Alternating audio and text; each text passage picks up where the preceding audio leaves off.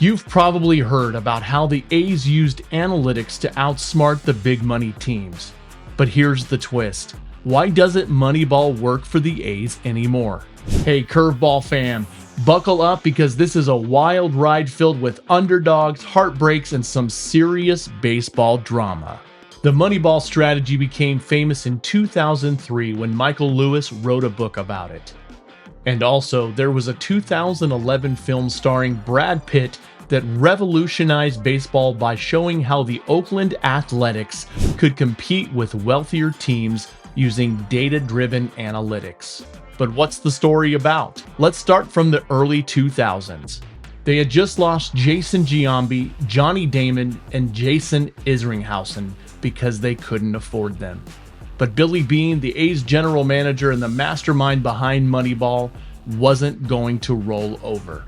Instead, he turned to a bunch of no-name players like Scott Hatteberg, a washed-up catcher turned first baseman, because he had an elite on-base percentage.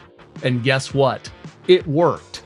This was called the Moneyball strategy, which emphasizes the use of sabermetrics, an advanced statistical analysis to identify undervalued players and build a competitive team on a limited budget. Surprisingly, the A's won 103 games in 2002 and went on an insane 20-game winning streak and made the playoffs without spending big money. Indeed, it was revolutionary. Think about it.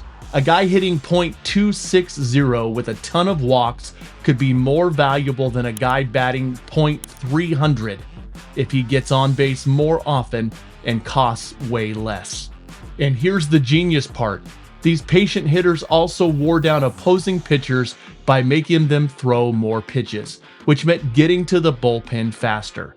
Guys like Scott Hatteberg, a cast-off from the Red Sox, and David Justice, a veteran everyone thought was washed up, became heroes. And let's not forget Miguel Tejada and Eric Chavez, who were absolute beasts. The A's proved you didn't need a fat wallet to win. You just needed brains and a killer spreadsheet. Now, because outs are the most valuable thing in baseball, Beane did something radical. He ditched old-school tactics like stealing bases and sacrificed bunts. Why give away an out when you don't have to? The major problem with this ideology is that in their first 6 years in the majors, players earn way less than what they're actually worth. But once they hit free agency, boom, salaries skyrocket, and suddenly that same player isn't such a great deal anymore. Beane knew that once a player got too good and too expensive, the A's couldn't afford to keep them. So the goal was simple: maximize production from young players before they cashed in elsewhere. And that's what Moneyball was really about. Plus, it's a business strategy that doesn't just apply to baseball. In fact, Moneyball is now studied in business schools with seminars teaching executives how to reinvent struggling companies by identifying market efficiencies. Despite its early success, fast forward to today, and the A's are struggling. Why? Well, the fact is there are several factors making the approach fall short. For instance, wealthier franchises like the Los Angeles Dodgers, New York Yankees, and Boston Red Sox integrated advanced analytics into their scouting and player development. They not only used Moneyball principles, but also invested in cutting-edge technology, sports science, and player development programs. As a result, the A's lost their competitive advantage. The strategies they once used to find undervalued players are now common practice, making it harder for them to compete. Don't get it wrong, the A's have had some bright spots. In 2018, they shocked everyone again with 97 wins and a wild card berth. In 2019, they won 97 games again. And in a shortened 2020 season, they made the playoffs once more. But guess what? They lost in the wild card game every single time. It's like they're stuck in baseball purgatory. And let's be real, who wants to play in the Oakland Coliseum? The financial gap in today's game has grown wider and gone beyond what A's can offer. At the same time, it's been made very clear and very hard for some small market teams like the A's to compete. For example, in 2023, the A's had a payroll of just $56 million, the lowest in the league, whereas the Mets spent over $300 million and the Yankees topped $275 million. With rivals outspending them by 5 times or more, the A's lost their edge. Time and time again, their stars leave for bigger contracts elsewhere.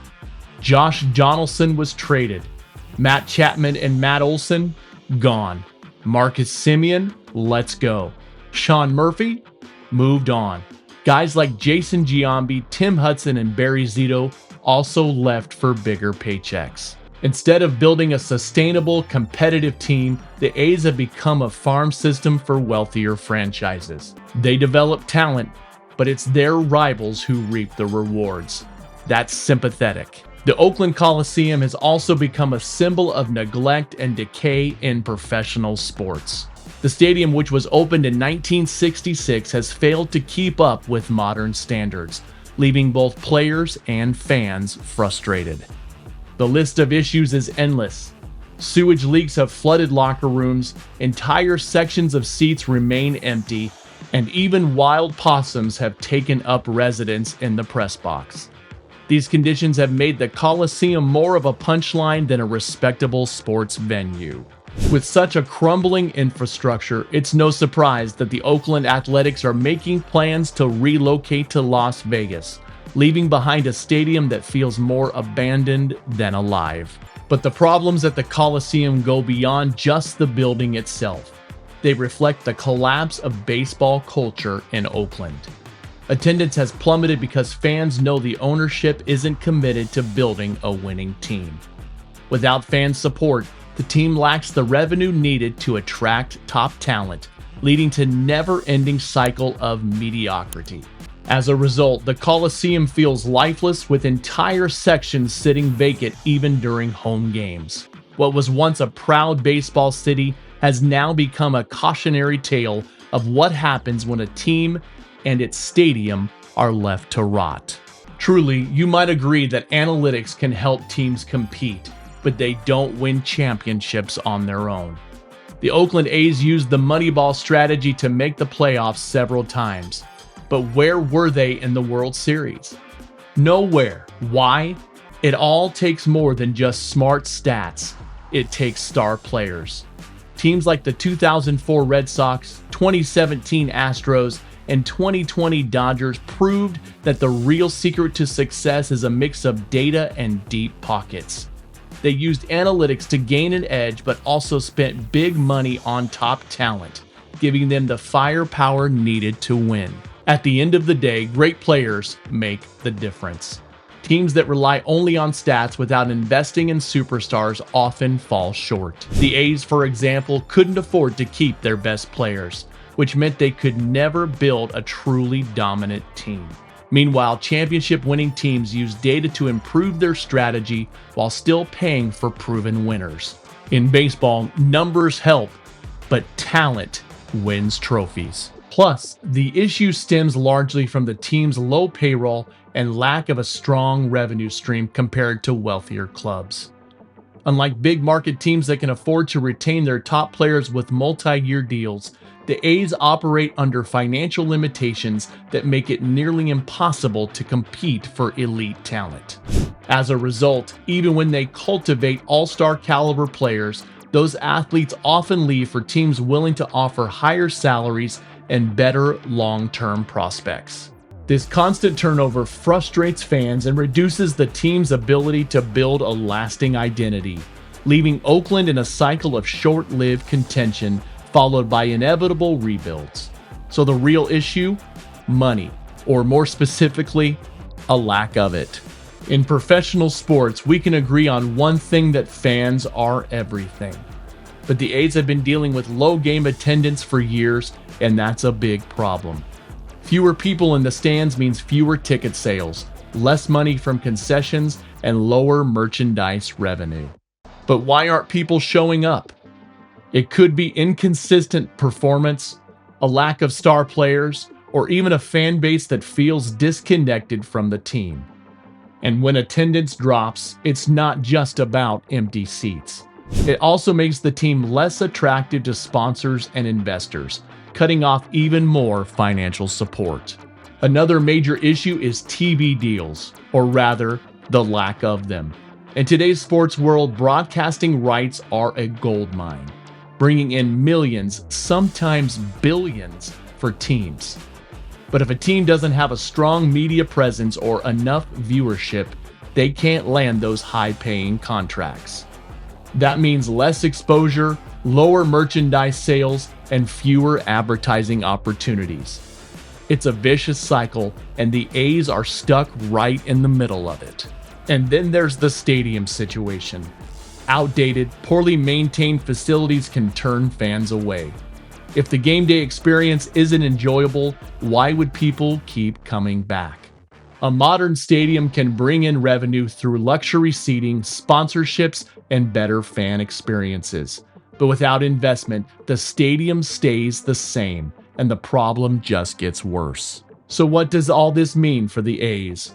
Without a serious turnaround, whether through better financial management, a stronger fan connection, or a new stadium, the team faces an uphill battle. Competing with wealthier teams that have bigger budgets and better resources isn't easy, and without change, the A's risk falling further behind. Overall, the Moneyball strategy really changed baseball forever. But let's be real, it's not enough anymore. If the Oakland A's want to rise again, they need more than just analytics. A competitive payroll, committed ownership, a modern stadium, better player development, and a balance between data and star power are all crucial. Without these, the A's will keep struggling, because the game has evolved beyond Moneyball. What do you think?